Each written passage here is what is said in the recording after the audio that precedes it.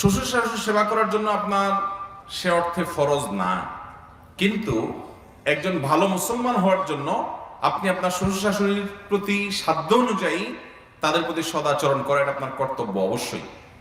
আপনার পরে আক্ষরিক অর্থে সেবা করা ফরজ না, কিন্তু আপনার স্বামীর সাথে সুসম্পর্ক যেন বজায় রাখে। তাছাড়া তারা বয়সে বড়, বাবার বয়সী, মায়ের বয়সী, বড়দেরকে সম্মান না করলে, তাদেরকে অসম্মান করলে, তাদের অযত্ন অবহেলা করলে, অসম্মান করলে সেটা কোনো ভালো দিনদার মানুষের কাজ হতে পারে না। সেই জায়গা থেকে আপনি তাদের সাধ্য অনুযায়ী তাদের পাশে দাঁড়াবার চেষ্টা করবেন, তাদের সম্মান করবেন, ইজ্জত করবেন, তাদের প্রতি ভদ্রতা, সৌজন্যতা, সিনিয়র হিসাবে, বয়স্ক হিসাবে বাপমার মতো করে ইজ্জত আপনাকে করতে হবে।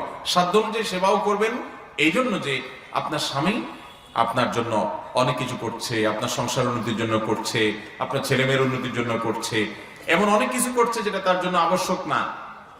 তো আপনিও তার হয়ে তার বাবা মার খেদমত করা, তাদের সেবা করা, তাদের পাশে দাঁড়ানো এটা আপনার কর্তব্যের অংশ। আমার স্বামী আমার জন্য অনেক কিছু করছে যেটা তার উপর আবশ্যক না। আপনার স্বামী যদি আমাকে জিজ্ঞেস করতো যে স্বামী হিসাবে আমি স্ত্রীর জন্য কতটুকু করা আবশ্যক আর কোনটা ফরজ না, তাহলে তো আমরা উত্তরে বলবো যে আবশ্যক হলো তার জন্য ভরণ পোষণের ব্যবস্থা করা, থাকার একটা ব্যবস্থা করা, আপনার জন্য শহরে একটা বাড়ি করা, আপনার জন্য একটা গাড়ি কেনা, আপনার জন্য ভবিষ্যৎ তৈরি করা, আপনার ভবিষ্যৎ ভালো যেন থাকতে পারেন সেজন্য ব্যাংক ব্যালেন্স করা।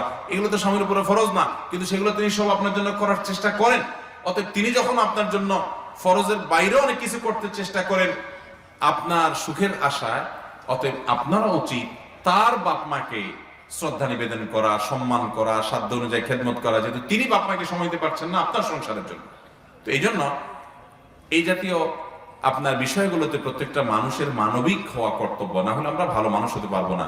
আপনি একসময় শ্বশুর-শাশুড়ি হবেন, তখন আপনি আশা করবেন আপনার বৌমা আপনার সাধ্য অনুযায়ী সেবা করুক, সাধ্য অনুযায়ী আপনাকে দেখুক, যত্ন নিক, আদর আত্তি করুক। এটা আমাদের করা কর্তব্য। বিধায়